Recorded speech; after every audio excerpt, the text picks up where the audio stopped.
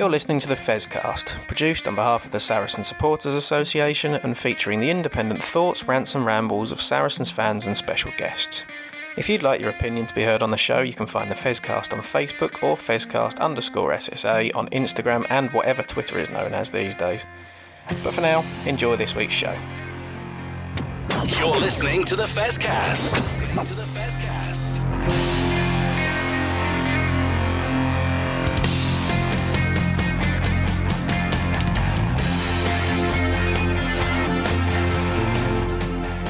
Hello everybody and welcome to another edition of the Fezcast, and I'm back in the lead seat, but joined by two other lead hosts and our producers, actually, because we've handed everything over to Matt and Duncan to do all of the edits to make us sound professional and everything. And yeah, we've got two really subjects to talk about. Number one, can I say, brilliant interviews last week, boys, from yourself and Sam Duncan with Emily, which was really great. I mean, I have had to go through my dictionary of business abbreviations to kind of work out some of what was going on there. But yeah, really interesting, and always interesting to get a different perspective of what goes on behind the scenes, isn't it, Duncan? Oh, it is. You know, I wanted to bring the point out that everybody imagines that sporting clubs have a huge team behind them, able to do everything. And they're actually really very small. I mean, I worked at a Premier League and then Championship football club, and I don't think people understand how all the money goes on the playing side and you're left trying to save money on the paper clips with everything else. So they do a good job there and work very, very hard. And I think it's worth acknowledging, which we did. Yeah, I thoroughly enjoyed it, Matt. I think a fantastic job you did with a slightly different podcast last week, but Alex came on board, has garnered some really good positive feedback on the various sites and everything. A lot of enthusiasm and a lot of good knowledge, and plus she brings the average age of our team down by about 40, doesn't she? So yeah, it brings it a long way down. Yeah, no, it's great to have her on. She's very keen to come on, and obviously being 16, we've just got to ease some of very good ideas she has out of her. She wasn't overly confident to start with, but growing into it. So hopefully we'll get her on the show a bit more, because it does bring a different perspective to things, as everyone heard. So yeah, all good. And I thought she was really knowledgeable and interesting. Oh yeah. Yeah, and brief and concise to the point, which is something that we could all learn from, isn't it, Matt? Definitely you two, yes. We've got one game to discuss, and we might manage to do it within an hour. So we'll see. Well, yeah, you say we've got one game to discuss. I mean, obviously, the other thing we need to discuss is the fact that I was at home on Saturday afternoon watching England play Australia and was basically screaming obscenities at the television. I mean, if you're a neutral, I think it was a great game of rugby. I mean, it had everything going on it. I mean, there's a lot of games of rugby we've seen this year I mean, that we are looking at 42, 37 points galore, which is got to be great for the TV producers and companies, because people are going to tune in seeing lots of exciting rugby. But England, it just annoyed me. I mean, myself and Duncan were discussing it off air, and 20 minutes, they looked fantastic, didn't they, Duncan? And then something happens. Either they run out of steam, or they run out of ideas, or they just thought, oh, well, we got a lead, we'll hang on for 60 minutes. It just, they went back to a prescribed game of rugby, and a couple of moments of individual brilliance that kept England back in it. And Marcus Smith had those couple of brilliant moments in attack. But, to ship 42 points at home to not the best Australian side we've ever seen, Duncan. No, I mean, if you listen to the hours of professional podcasts on this and read the acres of newsprint that accompanies every single England game, which is why we don't have to spend too much time on it, you think it was the biggest disaster that happened this week. My own feeling is, and you've hit the nail on the head, why did they go from that brilliant 20 minutes into box kicking? I got the impression that they just got knackered. And I think it was Jamie George in an interview said it wasn't the game plan to start kicking it. So the question is, why did they? Because they gave the ball back to Australia, who may be a weak team, but very inventive going forward and capable of being dangerous, and gave the game away in that respect, and then got it back and gave it away again. So it was a great game. And a bit of a puzzle. I think it comes down to the attitude from both sides. And, there was an awful lot of turnover ball, wasn't there, Matt, in that game? But it's what happens after it. Australia, turnover ball, immediately looked to exploit space in a broken defence, which was made even more broken by the fact that Henry Slade, who shouldn't be in an England jersey at the moment, was charging out and leaving gaps behind him like you could have driven an oil tanker through it. England, however, every turnover ball after the first 20 minutes, they just set up a ruck, got the ball to the base of the ruck, got everybody behind the ball, put it in the air. And that's easy to defend. And it handed the ball back to Australia, who then looked again to exploit space with a lad playing his first game of professional rugby. Okay, he's played an awful lot of rugby league, but rugby union, the lad at outside centre, first time they got hold of him, they should have put his face into the dirt, gone all over him, done a bit of old style, said, welcome to rugby union. And instead, they gave him the freedom of blinking Twickenham, Matt. I must admit, because of my travel to the Saracens game and things, I did only see about half an hour of the game, but you pretty much summed up what I saw. It just didn't look particularly inventive from England, which is a long-running problem. It extends to some Premiership clubs as well. And yeah, defence from our side looked pretty optional. I mean, we'd spoken on our WhatsApp group a little bit about the selection of Henry Slade, and I'm was definitely in the camp of he had some credit in the bag from the blitz defence of the previous round of fixtures, and so it was relatively understandable that he was in the side. But I don't think we've seen in 2 matches the Henry Slade that we saw in those internationals, and left some huge gaps. I think there are some problems for England because we saw a bit of evolution. We were on this show, we were happy to give Steve Borthwick some time because we were seeing a bit of progress, but it does seem to be just stuttering slightly. And I don't really know. We've got South Africa next, and you think, well, there's got to be a real change of mindset for that game, hasn't there? Well, there has, and I think Scotland showed that in their game. That actually, although they lost by more points than they lost in the World Cup, they took the game to South Africa, and there's a red card in it, but they were scoring points, and South Africa put them under pressure, and the bomb squad came on and weren't as effective as they have been in previous times, mainly because they've been attacking their backs, and the backs were knackered, and it could have probably had a couple of people. What I want to see from England against South Africa, though, is a decision and to say, look, if Marcus 10 is your 10, Marcus Smith plays 10 for the game, unless he gets injured. You don't drag him off for George Ford, who, again, is not pulling up trees in any way whatsoever. And don't put him the fullback where he got exposed for the Australian trial. I mean, what he was doing going for an intercept when Ollie Slightholme had got his man, he should have stayed on the lad on the wing. If he'd gone through him, he's gone through him. If he's been him on the inside, he's been him on the inside. But he should have stayed on his man.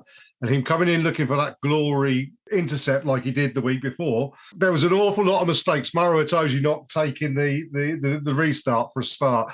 All these sort of things that happens. And I think that's half of it as well, is you're seeing an awful lot of it, is that he got it back into the game and suddenly everybody switched off again and just didn't do the basics right. Talking of that rugby league player, he out-jumped Maro when Maro was being lifted, didn't he? Which is incredible. But did you see the All Blacks Ireland game on Friday? I saw a couple of highlights of it. Ireland made England look good. Yeah. I think there is an issue with Northern Hemisphere rugby outside of France at the moment, isn't there? That seemingly the World Cup, there's a bit of a hangover, I think, in Northern Hemisphere rugby. Whether that's something to do with the British Lions tour coming up next year and players with half a mind on that, I don't know. I mean, it's a possible, isn't it? I mean, you have this situation where the Southern Hemisphere clubs come into the autumn internationals having been battle hardened and formed together in the championship in the summer, and it looked to me that's what was affecting Ireland against the All Blacks. Very, very rusty. We'll wait and see, won't we? With bated breath as to what happens next week. I genuinely fear what the box could do to us next week. The week after, we've got the confidence builder Japan, I think, haven't we? Which would be ideal place then if you can bring in some other players and see what they can do. That might be the reset that we need before the Six Nations. But you never know.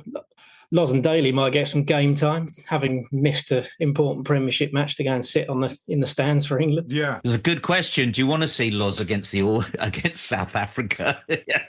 No, I think I'd rather they came back, had their feet up for a bit, and then we got on with it. Yeah. Willis, as we said before, should be in the team, but again, hope he isn't. Yeah. But there you go. Such is. Shall we have a break there, and then we can come back and talk about your evening at the StoneX. With a couple of points to talk about, I think, wasn't it? Yeah. Just a couple. You're listening to the Fezcast.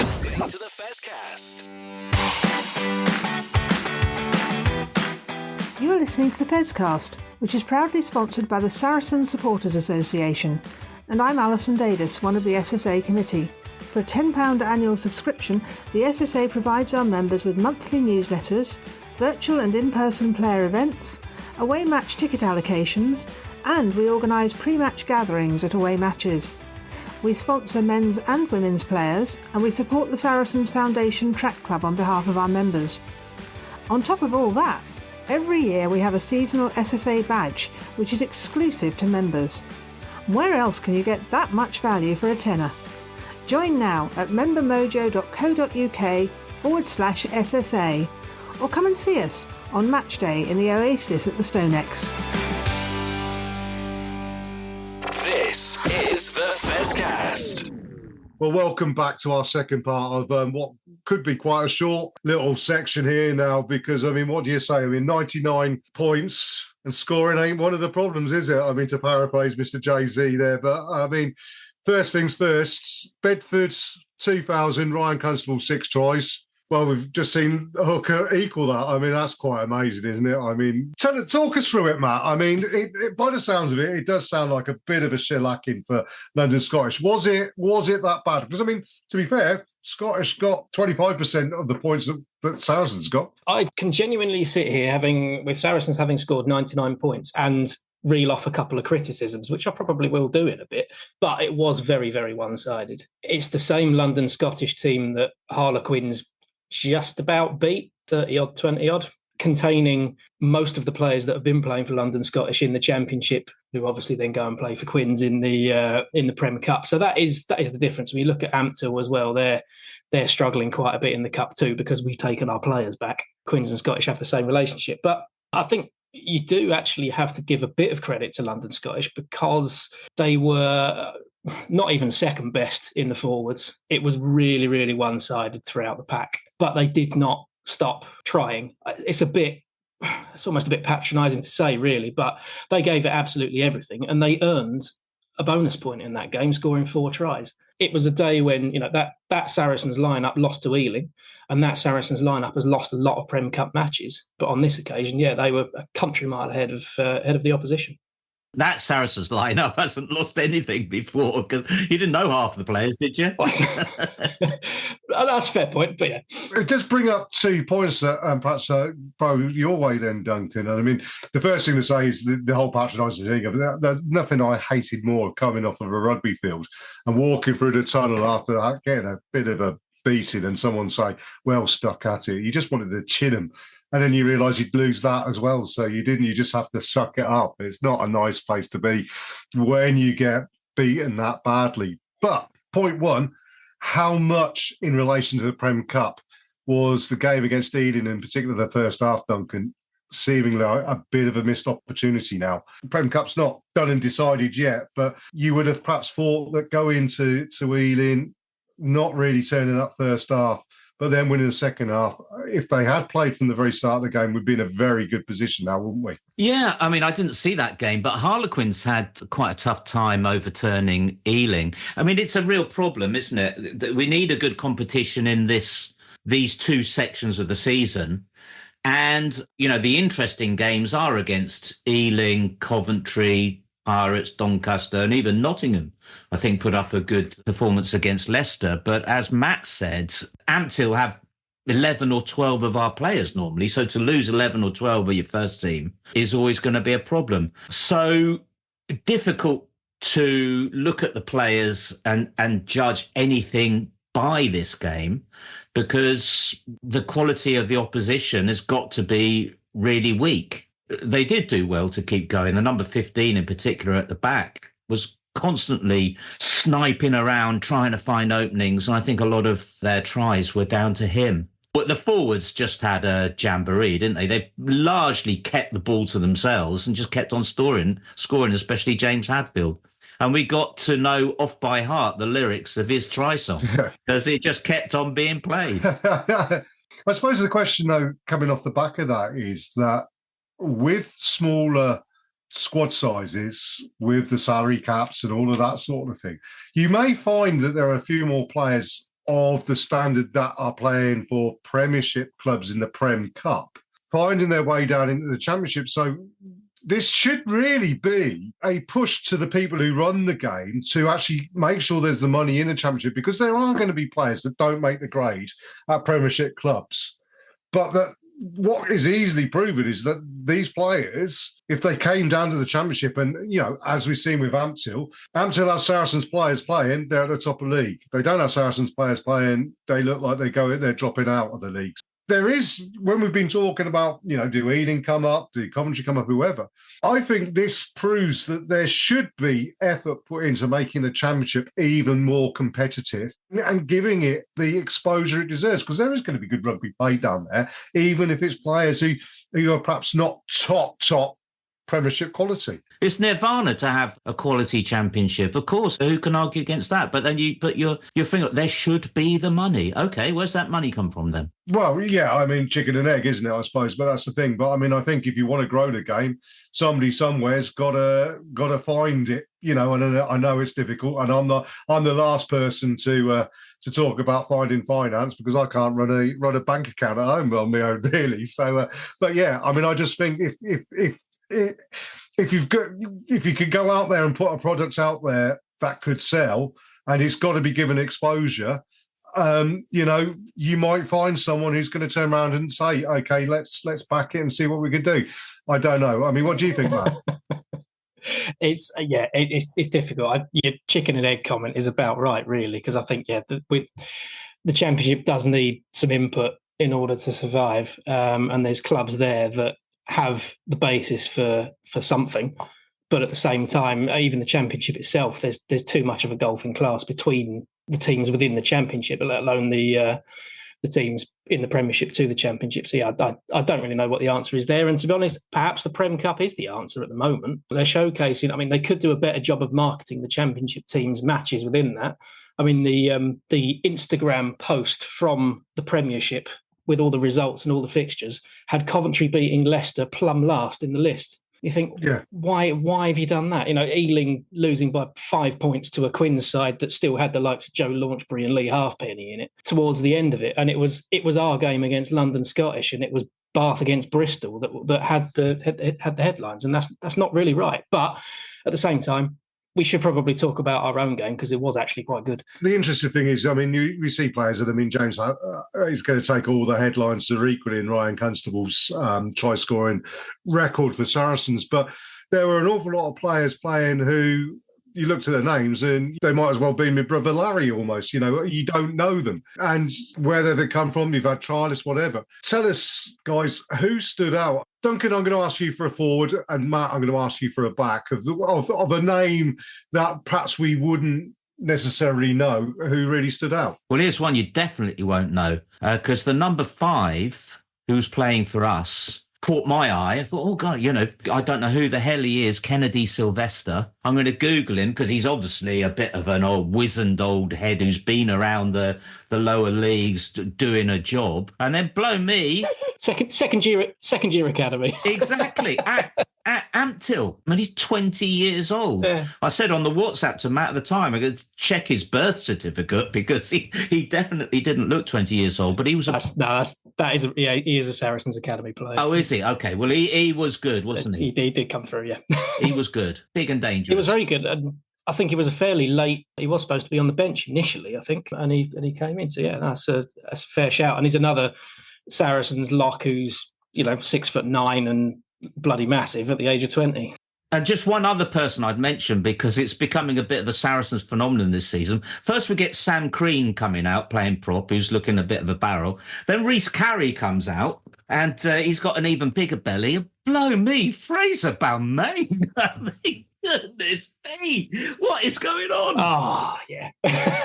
Do you know what? I was gonna say this, and I am now in my 30s, and I'm starting to get a bit scared of the world. It's moving on very quickly. Everything's a bit chaotic, and that. But that was one thing on Saturday that sort of gave me a bit of comfort that some things never change, and that is the classic look of an old boy prop, built like a snowman. Great big bald head, no neck, big barrel chest, big belly, and just 2 little shoes poking out at the bottom. absolutely brilliant. And do you know what? He's a great prop. I mean, Sam Crean did look svelte next to him, didn't he? And then as soon as Fraser Belmain went on, then Sam Crean was back to his normal shape. I'm sure he had a balloon stuffed up there that he took out when Fraser Belmain was on. I mean, that's what you want from your tight though, isn't it? You want something that's just not going to move, and given the issues that we've had over the last couple of seasons with props, it's good that we've got someone there that is, I mean, as I say, he's not gonna be charging over from 15 yards out, is he? But I mean, if he gives you stability. So there's the forwards, one old boy, one young boy. Matt, over to you in the backs. I mean, who should we be looking out at, a name for the future? Yeah, I mean, there's a few more forwards to mention in a bit as well. But I mean, backs is a little bit more tricky because we were obviously slightly more senior with our team. We obviously had Ollie Hartley and Sam Spink playing their first game or couple of games for us, and we'll come on to them in a bit. Two wingers, to be honest, were feeding off scraps for most of the game, and Tom Parton at fullback showed why he is a first-team player. We had Brandon Jackson and Angus Hall on the wings, and we've mentioned Brandon Jackson a few times on the show here, and he was pretty good, but Angus Hall looks just as electric as he does. That's his first year out of the academy. He's only 18 going on 19, and he looked pretty rapid, as did Jack Bracken coming off the bench. But it's worth mentioning the two fly halves that we had as the real players to mention. So Tim Sweel, I think he was 9 from 9 off of, I'm going to say off of the tee, but off of his 2 tees that he sets up, which is very strange. And most of those 9 were from close to the touchline as well. But we have Tiff Eden on a short trial because Tim Sweel was off soon. He used to play for Bristol, and that's about all I know about him. He's off to Chicago. Yes. But he looked pretty sharp as well for someone who's not played an awful lot of rugby, Tiff Eden, and he sold an outrageous dummy late on in the game to set up one of the tries. So if we do have to have a replacement fly half here and there, which is a bit worrying that we're bringing another one in. Louis Johnson, we understand, is out until sort of February time. I don't know about Fraser Burke at all, but if we are having to bring someone else in, it's not great. But Tiff Eden did look decent, so definitely worth a mention. I was frustrated that Brandon Jackson wasn't getting the ball because he looks a menacing presence, doesn't he? And the 2 times he got the ball, once he scored with a great finish, and the other time made a great run past to Jack Bracken, who went over. I suppose the problem is if you scored 99 points and you got, your hooker's got six tries or whatever, you go through and you do what you do. And, I mean, the interesting one is Ollie Hartley and Sam Spink. I mean, I'll ask you guys about them. I mean, the one thing that you will spot outside of Tom Parton, but 11, 12, 13, 14, they're all big guys, aren't they? With pace, but bulk as well. And I mean, that's quite frightening. You got Tobias as well, who's been playing for the first team this year. They're big, strong, powerful guys. It really does look, 2 to 3 years down the line, if these guys gel together, that's going to be a back line. That is, 1, really impressive, and 2, was quite not expensive to put together, shall we say. You haven't gone out and bought many superstars there, have you? As we said before, the forwards were keeping the ball to themselves and having a lot of fun. But when Ollie Hartley got the ball, he looked like he hadn't been away. He looked his big, strong, dangerous self. I mean, Ollie Hartley is bloody massive, isn't he? I mean, fortunately, no one can see me right now, but he makes me look like Kermit the Frog, I think. But I'll vouch for that. Well,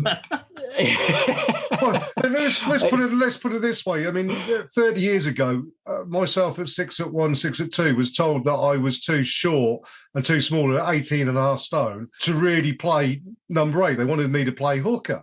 Nowadays, they'd be turning around saying you're too small to play inside or outside centre. I mean, that's what you're looking at. These guys are absolute animals, aren't they? I mean, I'm too small to play at scrum half, so I can't really talk about that. But I mean, I'm not even going to join in this. But, I mean, while we're on the centres, I mean, it was good to see Ollie Hartley and Sam Spink out there, and Ollie certainly had a good game, and Sam showed a few bits. But this is where my criticism comes into the game, actually, and for at least 2 of London Scottish's tries, I mean, we're obviously trying something, but both Hartley and Spink came flying out of the line and were absolutely nowhere near the play and left a huge, huge hole in defence, which is a little bit worrying, and is probably just because, one, they haven't played a lot of rugby together, and two, neither of them have played any rugby at all for the last 6 months, basically. It is going to be part of that, but it looked pretty rubbish, to be honest, that side of things. The other one with Ollie Hartley is he was having so much fun just battering his way through people. Quite often he was doing exactly that when he had Spink and either Angus Hall and Brandon Jackson on his outside with nobody in front of them, and we'd have scored even more points if he'd have just chipped a pass, which it's hypercritical. But when you've scored 99 points, that is what the coaches are going to be looking at. So, it's harsh, but there you go. There's 2 points there, and I'll bring up on the defence first because it's the criticism we made in part one of Henry Slade for England. And this is the Felix Jones thing, isn't it? That he did it with the box, with the Springboks and everything. And I think there's an awful lot of emphasis being put on getting out quick and forcing attacks into rushing their plays and making mistakes. But if you come up against a good attack like England did against Australia, which not necessarily Saracens came up against London Scottish, shall we say, you can get exploited. And, fair dues London Scottish, they obviously exploited it 3 or 4 times, as you've already alluded to, Matt. This whole way of defending, it's very risky because it's the old Newcastle United way of playing football, isn't it? Almost like you'll score 4, but we'll score 5. And it's that kind of attitude, which is great for the playing public, and in particular the neutrals who are just watching, who just want to see some points being scored. But as I say, it's quite risky way of playing because you do open yourself out. And if you get somebody who's slick, you will get exploited. That's number one. Number two, in attack, you're absolutely right. Every player sometimes has a bit of white line fever about them or does things that they enjoy doing and perhaps forgets what's outside them and everything. And I'm sure the coaches will sit down with Ollie and say, look, that part of your game, be aware of what's going on. There is also an element that if you're playing outside that player, you should be screaming like bejesus for the ball because you're telling him what to do. He's got the ball. He sees what's in front of him. He needs communication from behind. So, to criticise Ollie for going through like that, you do have to question, was he getting the communication from outside him that he should have been? You don't know because you're not on the field. But there's that potential there. I'm going to show my complete ignorance about rugby now, but isn't it what you often see from Saracens is that there's one player does go herring forward and he will very often miss the man. Sometimes you get him, very often miss him, but there's a second one coming up. So was it that element that was missing? Well, the problem was they both missed. Yeah. The second person coming up has got to come up at least reasonable pace. You can't, if someone's herring out and trying to make that hit early doors, one, really, yeah, as Matt says, you got to make the hit. I mean, that's the imperative thing. But secondly, if you don't make the hit, if you haven't got people coming up quickly behind, they've got to bust a gut as well to get there, because that's the thing. As soon as you create a gap, if you've got a good player or someone who can offload, and the way that Australia did it against England was absolutely remarkable. And the way that England did it as well to Australia on occasion as well. And you'll see it all throughout. We've seen it in Saracens against various teams, against Bristol in particular. Bristol, that first half when we played them down at Ashton Gate Stadium, we had Nick Tompkins flying out, I think it wasn't it, at 150 mile an hour. And suddenly there was gaps all over the shop and Bristol was slick and went through it. Sometimes it works, sometimes it doesn't. It is a risky defence. And so, it's going to result in a lot more points being scored because gaps will appear, which is good, because we want to enjoy the rugby, don't we? More dangerous for two players playing together for the first time, but nevertheless playing to a system, maybe. Like I said, it's a pretty harsh criticism given that we scored nearly a ton, but it was just the one sort of negative of the game that we saw. And even me talking about Ollie just flying straight into the line, we scored the best part of 70 odd points by running in a straight line, epitomised by one of James Hadfield's many tries where it was a tap penalty 5 metres out and he just tapped it, jogged forward and put the ball down.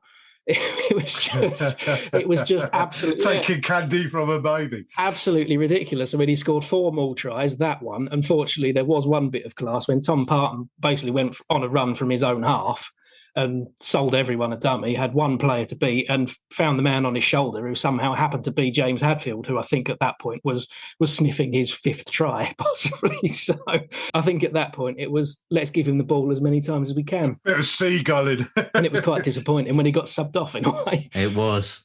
Right, the last question I want to ask you, what was the coaching bench like, Matt? Who was in charge? Who was leading the coaching team? I presume Smalley was having a, not necessarily because Smalley doesn't have any time off, does he? But I mean, were there other people more involved in it this time, or was it a pretty full strength coaching box? James Tyrrell was at the fore of it, really.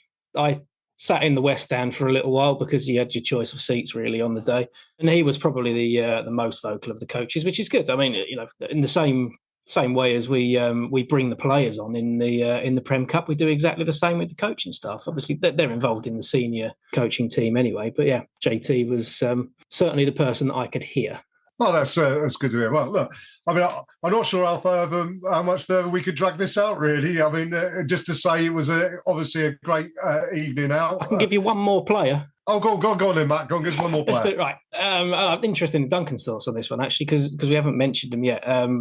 We've got Izzy Moriono on a trial as a potential longer-term injury cover for Andy Christie. And yes, given the opposition that we were playing, can't really say an awful lot, but he did look pretty sharp in, and this is brave to say, but that sort of Ben Earl style of carrying and tackling looked pretty promising. So I do wonder whether we're going to see him. He looked very mobile, didn't he? He did, yeah. And he was responsible for at least one try. Definitely, yeah. So yeah, someone that's worth looking out for to see whether we do ultimately bring him in on a longer deal.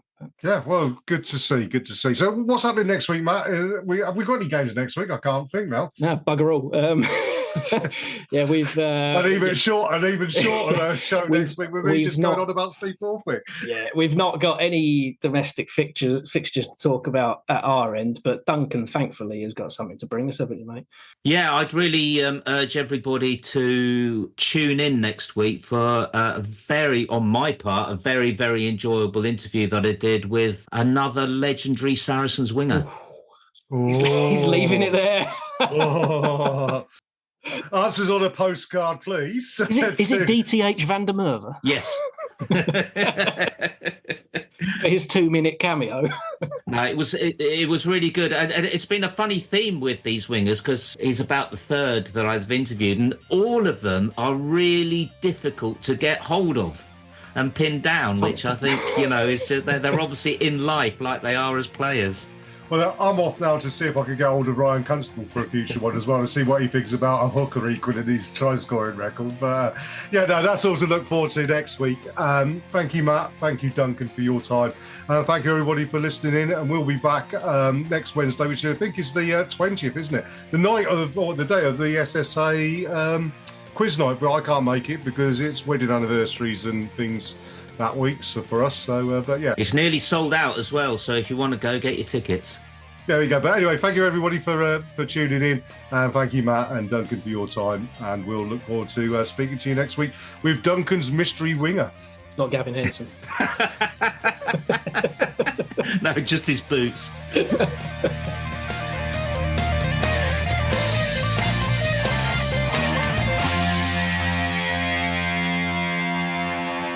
This is the Fezcast.